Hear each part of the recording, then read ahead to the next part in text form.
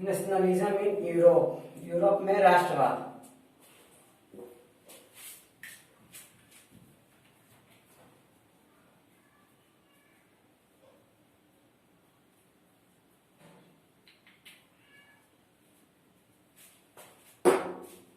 ठीक है,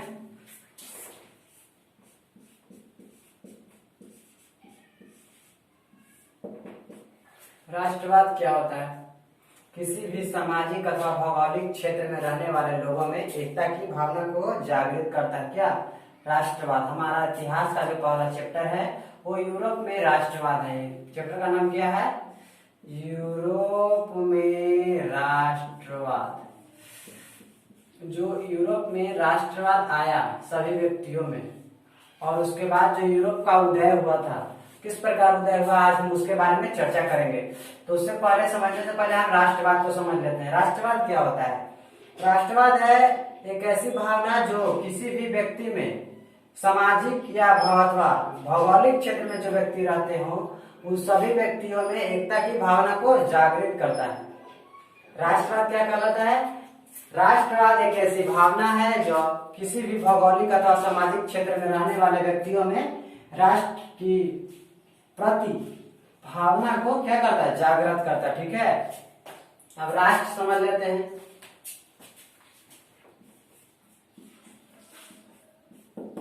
राष्ट्र, अर्नेस्ट रेनन एक व्यक्ति थे। अर्नेस्ट रेनन एक व्यक्ति थे जिन्होंने बताया समान भाषा, नस्ल आदि से बने क्षेत्र को क्या कहते हैं? राष्ट्र कहते हैं। समान भाषा, नस्ल, धर्म आदि से बने क्षेत्र को राष्ट्र कहते हैं। ठीक है, तो दोस्तों यूरोप में राष्ट्रवाद जो फैला कैसे आया आखिर उसके बारे में आज चर्चा करें। ये इतना बड़ा सा हम ले लिए, जैसे यूरोप, हम लोग भी किस कंटिनेंट में रहते हैं? एशिया कंटिनेंट में रहते हैं। तो उसी तरह यूरोप जो भी है वहां पर भी एक कंटिनेंट है, वहां पर भी ढेर सारे जो है देश थे। ये बड़ा सा यूरोप हो गया, इसमें छोटे छोटे देश ये थे, ऑस्ट्रिया, फ्रांस, ठीक है, प्रसा, इटली आदि। ठीक है, तो इन सभी देशों में उस वक्त जो था राजाओं का शासन हुआ करता है, राजतंत्र लागू था। राजतंत्र क्या होता है? राजाओं के द्वारा जो शासन चलाया जाता है उसको हम राजतंत्र बोले। राजतंत्र किसको बोलेंगे? राजा के द्वारा किए जाने वाला शासन राजतंत्र कहा जाता है। और प्रजातंत्र भी एक है, जो प्रजा के द्वारा किया गया शासन क्या कहलाता है? प्रजातंत्र कहलाता है। ठीक है, तो उस वक्त यूरोप में, पूरे यूरोप में जो था एक निरंकुश राजा हुआ करता था। वो ऐसा इतना क्रूर था, वो सभी लोगों से कर लेता था और इन सभी देशों पर जो उसका आधिपत्य जमा हुआ था। किसका? निरंकुश राजाओं का इन सभी देशों पे, यूरोप के जितने भी देश थे उन सभी देशों पे उसका आधिपत्य जमा हुआ था।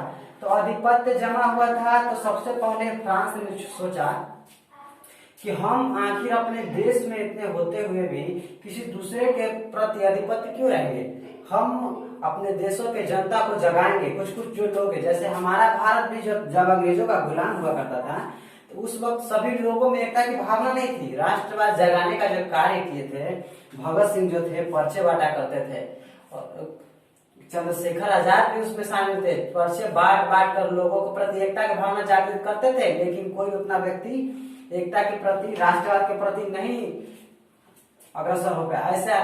लेकिन धीरे धीरे कार्य सफल भी हुआ। वही जो था उनका कार्य सफल हुआ जब उनको फांसी पर चढ़ा दिया गया अंग्रेजों के द्वारा। तो इतनी तेजी से राष्ट्रवाद फैली जिसका कोई अंग्रेज सोच भी न सके होंगे। तो उससे वही बात हुआ। सबसे पहले सन 1789 ईस्वी में, सन 1789 ईस्वी में फ्रांस जो देश था उसने सोचा कि हम किस निरंकुश राजाओं को अपने देश में शासन नहीं करने देंगे, निरंकुश राजाओं को अपने देश में शासन नहीं करने देंगे। और उन्होंने अपने लोगों को, जितने भी वहां के लोग थे, अपने लोगों में राष्ट्रवाद इसी तरह से फैलाना शुरू किया कि हमारे देश में किसी अन्य देश के, अन्य राजाओं का शासन है जो हमसे कर लेते हैं। हम अपने देश में अपनी ही खेती में दूसरों को हक कैसे दे दें? मेहनत हम करें और ले कोई और। तो इन सभी को देखते हुए फ्रांस के लोगों में इतनी तेजी से एकता आई कि उन्होंने निरंकुश राजाओं के खिलाफ एक बड़ा षड्यंत्र रचा और उन्होंने उन राजाओं को वहां से हटा दिया। अब फ्रांस में जो क्रांति आई, एक क्रांति के रूप में उभरी, राष्ट्रवाद एक क्रांति के रूप में उभरी सन 1789 ईस्वी में। इन्होंने जितने भी यहाँ पे राजा थे, जो निरंकुश राजा जो थे, उन सभी को क्या किया, इन्होंने मारकर भगा दिया।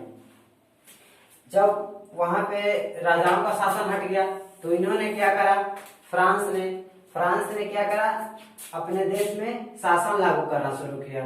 क्या लागू किया, जब इसका देश का उदय हो गया तो इन्होंने सबसे पहले क्या किया, अपना नया राष्ट्र ध्वज का निर्माण किया। सबसे पहला पॉइंट क्या है, राष्ट्र ध्वज का निर्माण किया। ठीक है, जो पहले राजाओं का जो शासन हुआ करता उस समय एक अलग राष्ट्र ध्वज था, लेकिन जब इसकी क्रांति के कारण इसका उदय हो गया तो इन्होंने एक अपना अलग राष्ट्र ध्वज का निर्माण किया। ठीक है, वो जो दूसरा पॉइंट है, जो राजतंत्र जो लागू था देश में, जो राजतंत्र लागू था उसको हटाकर प्रजातंत्र में कन्वर्ट किया गया। ठीक है, राजतंत्र को क्या किया गया, राजतंत्र को हटाकर प्रजातंत्र लागू किया गया। उसके बाद तीसरा पॉइंट समझते हैं, राजाओं के द्वारा एक चलाया जाता था जो स्टेट जनरल के नाम से मीटिंग होता था। राजाओं के द्वारा एक मीटिंग किया जाता था जो क्या था, स्टेट जनरल के नाम से जाना जाता था। तो फ्रांस के लोगों ने अपने लिए एक मीटिंग, उस मीटिंग को अपने लिए मीटिंग कर दिया, उसको अपने मीटिंग में कन्वर्ट कर दिया। उसको क्या नाम से रखा गया, उसको नेशनल असेंबली कर दिया। उस नाम को हटाकर क्या कर दिया गया, नेशनल असेंबली कर दिया। तो तीसरा पॉइंट में हम लिखेंगे कि राजाओं के द्वारा जो चलाया जाता था स्टेट जनरल, उसका नाम हटाकर नेशनल असेंबली रख दिया गया। ठीक है, स्टेट जनरल को हटाकर नेशनल असेंबली कर दिया गया।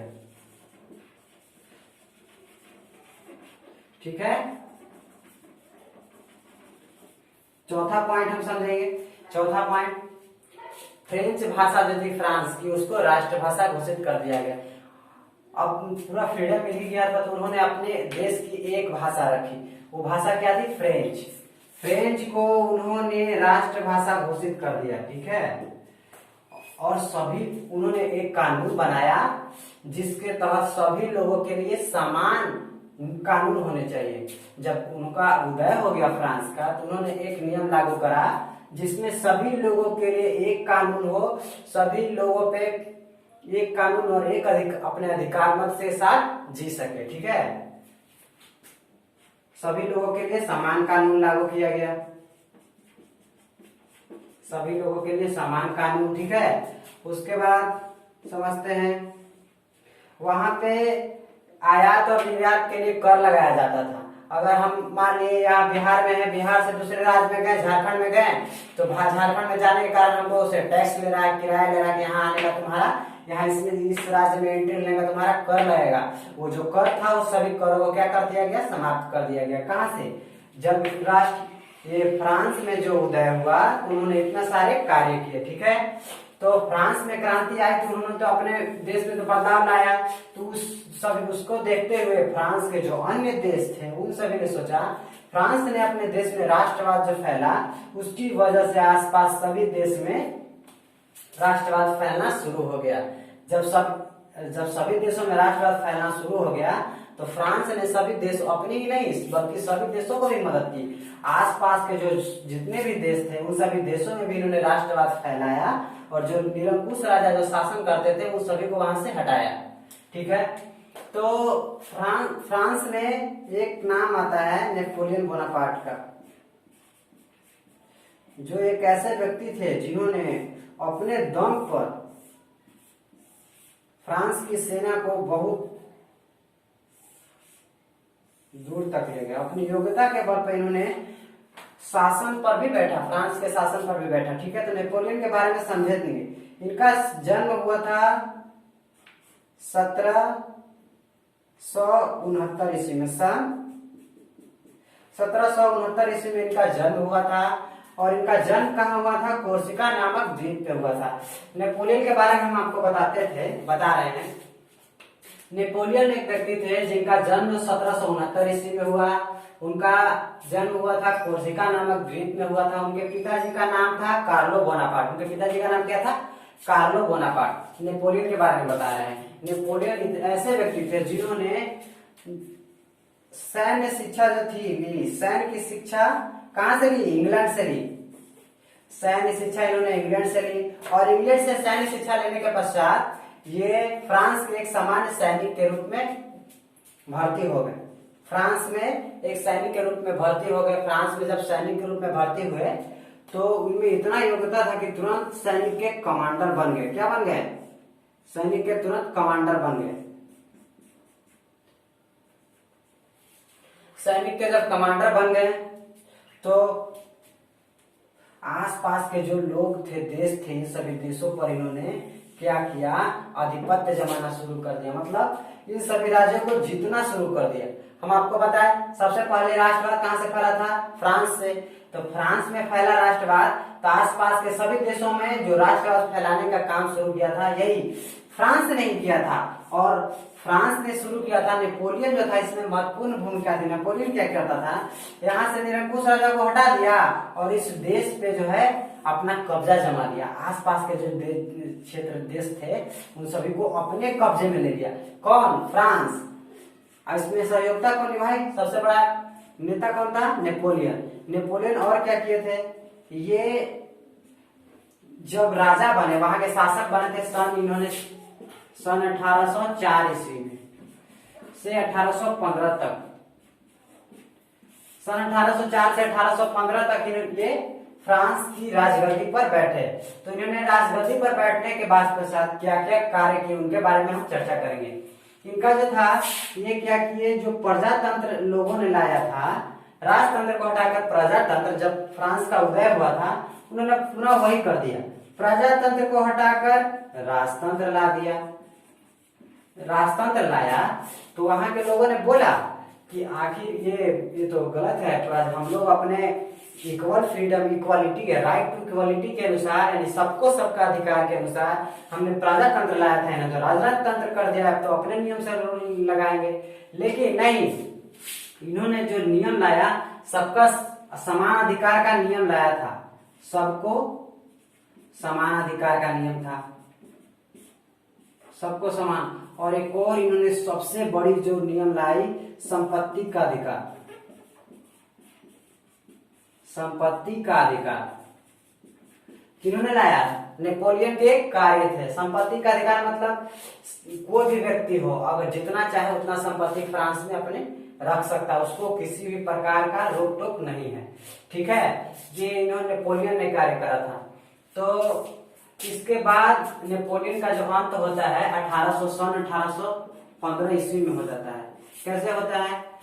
ये आसपास के जो जितने भी देश थे इन सभी देश में तो पहले से भी बैठे हुए थे कि हम सभी को तो जीत चुका है। राष्ट्रवाद फैलाने के का कारण बताकर निरंकुश राजाओं को तो हटा दिया। इन लोगों को लगा कि अब हम भी आजाद हो गए फ्रांस की तरह। लेकिन नहीं, इन सभी देशों को अपने कब्जे में किसने ले लिया? फ्रांस। तो सन 1815 से सब देश मिल गए, एक में मिल गए और मिलकर नेपोलियन बोनापार्ट के खिलाफ एक युद्ध लड़े जो वाटरलू के नाम से जाना जाता है। जो युद्ध क्या है? वाटरलू के नाम से युद्ध जाना जाता है। वाटरलू के युद्ध में नेपोलियन को पराजित कर दिया जाता है। नेपोलियन को पराजित किस युद्ध में किया जाता है? वाटरलू के युद्ध में। तो 1815 ईस्वी एक और एक यहाँ पे क्वेश्चन आता है कि 1815 ईस्वी की वियना संधि से आप लोग क्या समझते हैं? ये क्वेश्चन बोर्ड एग्जाम में आ चुका है। ठीक है, तो हम उसको समझेंगे। वियना संधि क्या है? बस आप लोग बने रहे। हम कोशिश करेंगे आप सभी लोगों को अधिक से अधिक समझाने की।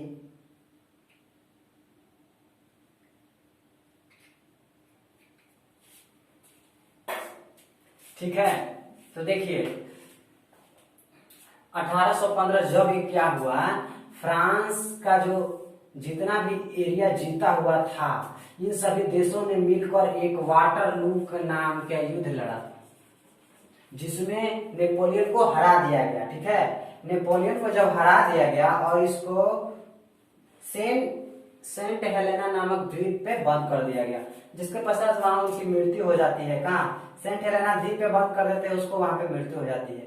तो सन 1815 ईस्वी में वियना संधि के बारे में बता रहे हैं। सन 1815 ईस्वी में यूरोप के सारे देश ऑस्ट्रिया के राजधानी वियना में एकत्रित होते हैं। सभी देश एकत्रित होते हैं। यही सम्मेलन, यही कांग्रेस वे सम्मेलन जो होता है वियना संधि के नाम से जाना जाता है। उस समय ऑस्ट्रिया का जो चांसलर था वो था मेटरनिक। ये भी क्वेश्चन आ चुका है कि ऑस्ट्रिया का चांसलर कौन है। ऑस्ट्रिया का चांसलर है मेटरनिक। ऑस्ट्रिया का चांसलर कौन है? मेटरनिक। मेटरनिक जो था घोर प्रतिक्रियावादी था। घोर प्रतिक्रियावादी कैसे था? जैसे कोई भी व्यक्ति मीटिंग में जो थे ना बोले अगर कि ये होना चाहिए तो बोलेगा नहीं ये नहीं वो होना चाहिए, सीधा उल्टा। प्रतिक्रियावादी, प्रतिक्रियावादी मतलब क्या होता है? सीधा उल्टा जवाब देता था, कुछ भी बोले सीधा उसका उल्टा। तो वियना संधि को फिर से समझेंगे। सन 1815 ईस्वी में यूरोप के सारे देश ऑस्ट्रिया की राजधानी वियना में एकत्रित होते हैं। यही संधि क्या कहलाती है? वियना संधि के नाम से कहलाती है। ठीक है, तो वियना संधि तो हो गई। वियना संधि होने के पश्चात फ्रांस में किसको शासन मिला? लुई फिलिप को मिला। लुई फिलिप ज्यादा दिन तक नहीं रह पाते हैं, उनकी मृत्यु हो जाती है। तो लुई फिलिप की मृत्यु के पश्चात एक व्यक्ति है चार्ल्स दसवां। चार्ल्स दसवां, ये क्वेश्चन आया है बोर्ड एग्जाम में शायद आ चुका है कि चार्ल्स दसवां के बारे में लिखें। चार्ल्स दसवां जो थे उन्होंने क्या करा? फ्रांस में जितने भी नियम लगाए थे नेपोलियन बोनापार्ट ने उन सभी को खत्म कर दिया। ऐसा व्यक्ति था ये तो उससे भी बेवकूफ आ गया। इन्होंने क्या करा? यहाँ पे देखिए इसको बेटा, जितने भी नियम नेपोलियन के द्वारा लगाए थे सभी अधिकारों को समाप्त कर दिया। ठीक है, सभी अधिकार समाप्त कर दिए। दूसरा पॉइंट चलते हैं। उदारवादी जो लोग थे, उदारवादी लोगों का पतन शुरू हो गया, पतन होने लगा। उदारवादी लोगों का पतन कैसे होने लगा बताते हैं। उदारवादी किसको कहते हैं? उदारवादी अपने देश में जो तेज विकास को बढ़ावा देते हैं उसे उदारवादी कहते हैं। उदारवादी किसको कहते हैं? जो अपने देश में तेज विकास को, मतलब गतिशील विकास को बढ़ावा देते हैं उसको हम उदारवादी कहते हैं। लेकिन रूढ़िवादी भी आता है। अगर आए ऐसा क्वेश्चन, रूढ़िवादी से आप क्या समझते हैं और उदारवादी से क्या समझते हैं? इन दोनों में यही अंतर है। उदारवादी तेज विकास को बढ़ावा देते हैं तो रूढ़िवादी धीमी धीमी विकास को बढ़ावा देते हैं। ठीक है, तो ये चार्ल्स दसवां जो था ये अपने देश में विकास नहीं चाहता था। वो क्या किया कि उदारवादी लोगों को मारना शुरू कर दिया। ये लोग तेज विकास चाहते थे तो इन्हीं लोगों को मारना शुरू कर दिया और नेपोलियन का सारा जो अधिकार दिया हुआ था सब समाप्त कर दिया। उल्टा क्या किया इन्होंने? इससे इसका जो है विरोध बढ़ने लगा। इसका विरोध बढ़ने लगा, फिर भी ये इसके रुके नहीं और सभी अधिकारों को समाप्त कर दिया। ठीक है, इसके बाद हम अगले वीडियो में चर्चा करेंगे। आज के लिए बहुत बहुत धन्यवाद।